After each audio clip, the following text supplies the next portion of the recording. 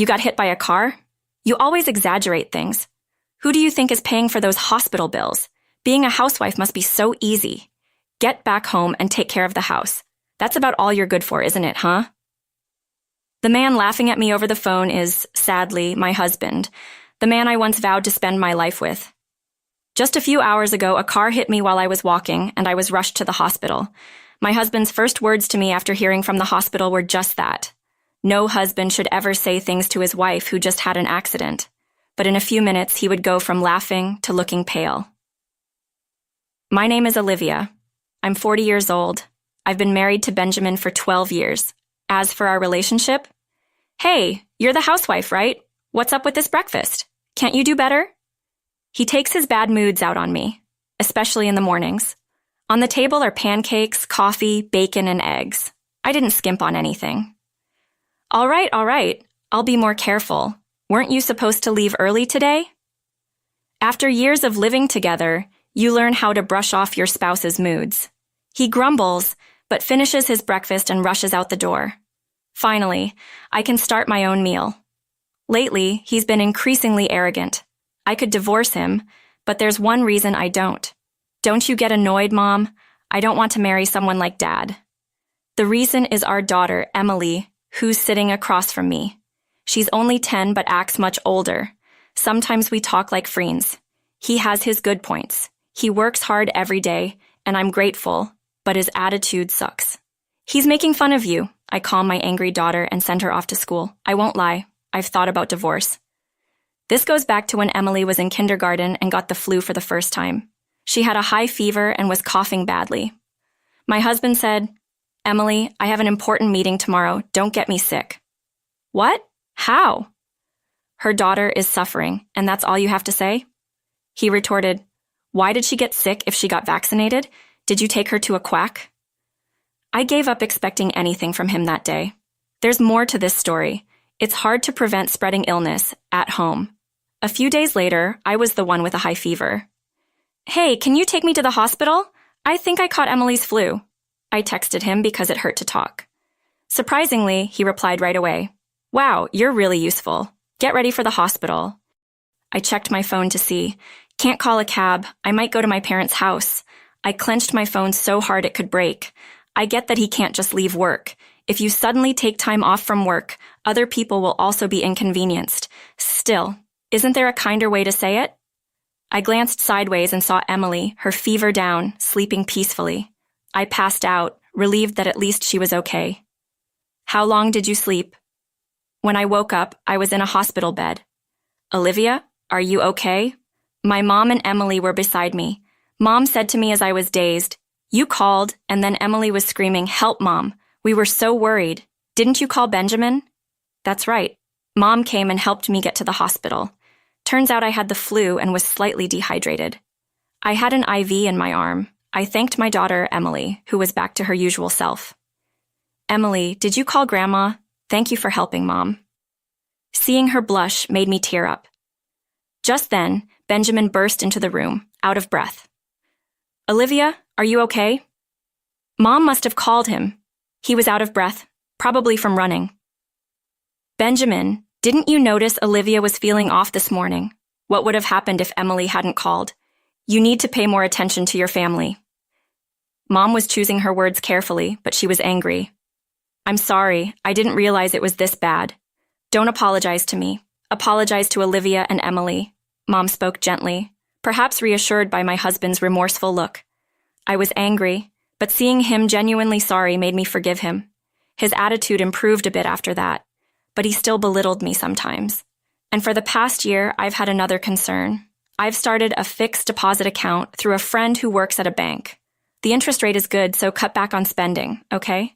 Like Emily's dance classes. Do we really need that? Hold on. Why are you making such important decisions without me? And Emily is not quitting dance. She was shy, and it's the first thing she wanted to do on her own. I couldn't help but get emotional.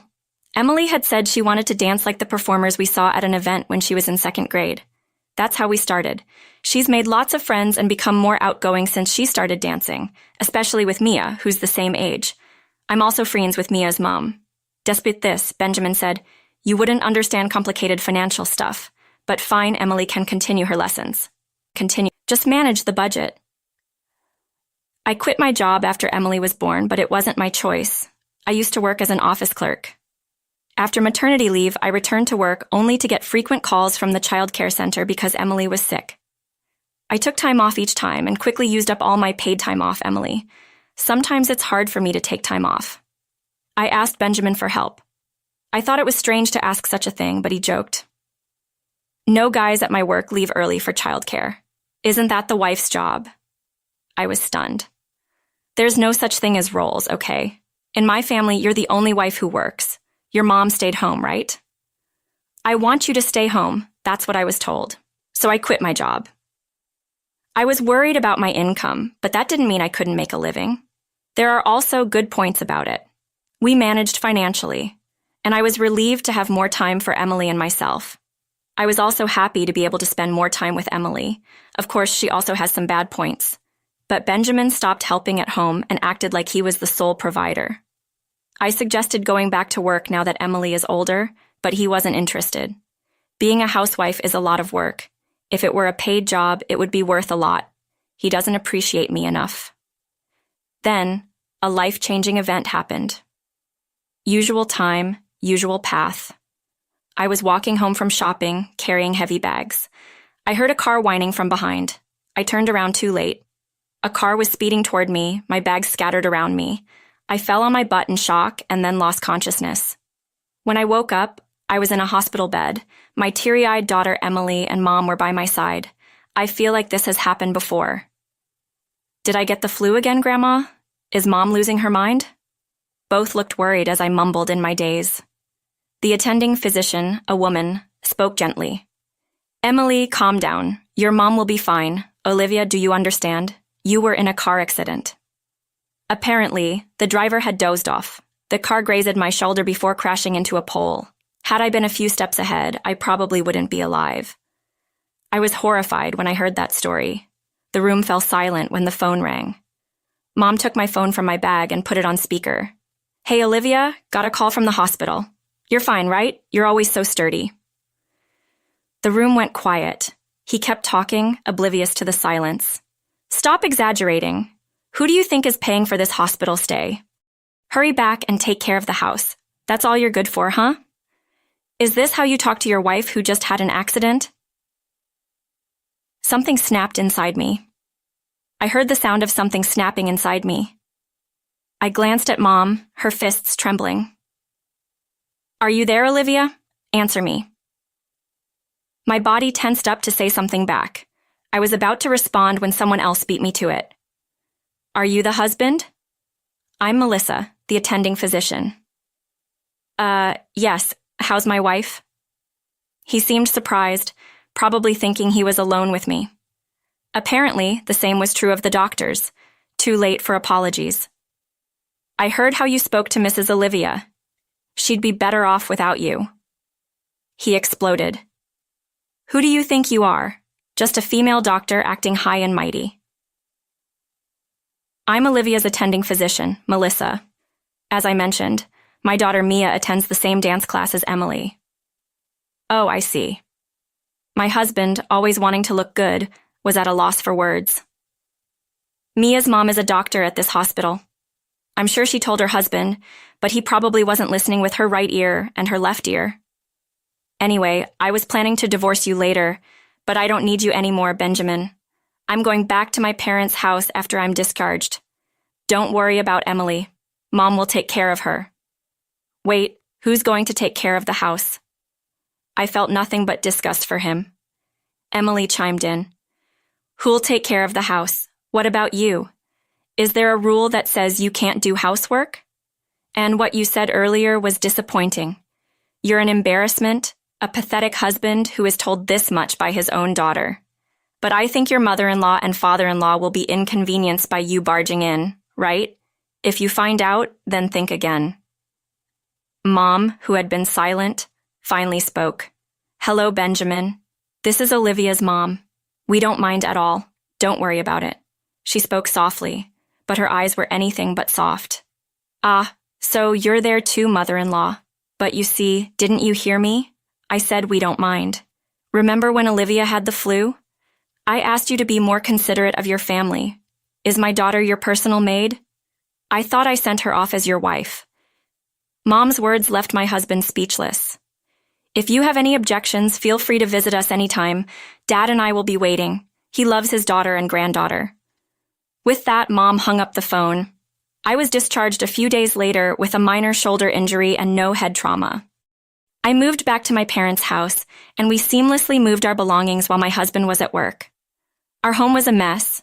Dirty dishes filled the sink, and the laundry was untouched. I ignored it all and returned to my parents' house. A month into our separation, my husband reached out. I want to talk.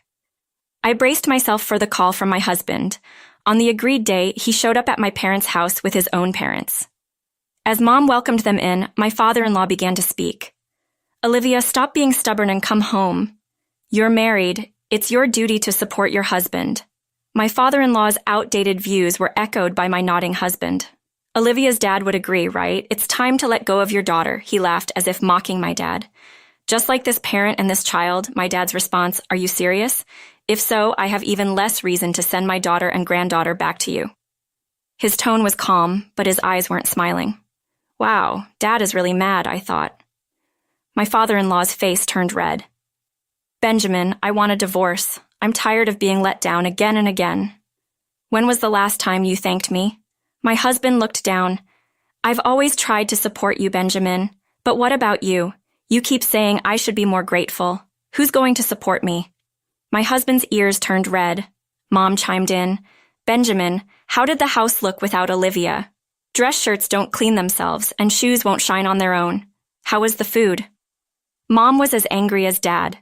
Still, my husband argued, but I'm the one working to support Olivia and Emily. Shouldn't she take care of the house? We were all stunned by his lack of remorse. He glared at me as if to say he wouldn't agree to a divorce. Do you remember blaming me for our tight budget? I was so frustrated that I started working from home. What? I've been working within his tax bracket, and it's given us some financial breathing room. If you want to act high and mighty, start earning enough to justify it. My husband sneered at me. You think this is funny? Fine, let's get a divorce. I'd be better off without a woman like you. The next moment, a sharp slap flew through the air. It wasn't from me, nor from my parents, and certainly not from my father-in-law. It was from my mother-in-law, who had been silent all along. Listening to you, Benjamin.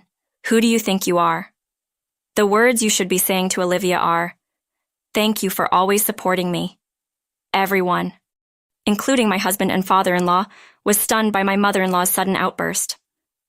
What are you talking about? She's the one who wants a divorce. I've done nothing wrong. Why don't you worry about your son instead of yourself? I'm a human being too, you know. I have my limits, and it seems like I've reached them now. Both men were silenced by her forcefulness. Caught off guard, my husband finally agreed to the divorce. We immediately started discussing child support and asset division. And that's when I learned something unexpected. So how much is in that fixed deposit amount that's part of the assets to be divided, right? My husband's face turned pale at my casual question. Ooh, about that. Before he could continue, my mother-in-law shouted, "Spit it out!" Tears in his eyes, he confessed, I actually used it for investments. I thought I could make some extra money, but it didn't work out. That's why I've been hard on Olivia. Really, you should have talked to me. I was pretty into investing before we got married. I probably know more than you. Now I have enough to cover a down payment on a house. But don't worry, it won't be part of the asset division. My husband, who seemed to think of me as a clueless housewife, was flabbergasted. Since then, he's been consistently sending child support payments. He moved back to his parents' home, but his mother is nowhere to be found. She had endured his father's domineering behavior for years but couldn't take it anymore after his selfish remarks. I can't help but chuckle, thinking about the two men struggling in their messy home. That's what you get for underestimating women. Serves you right. Afterwards, I got a job as a medical receptionist through a friend. Me, his mom, I had also earned a medical administration certificate through a job training program. So I'm managing just fine.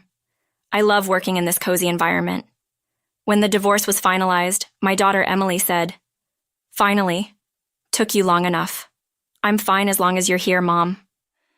I was taken aback, but found to live strongly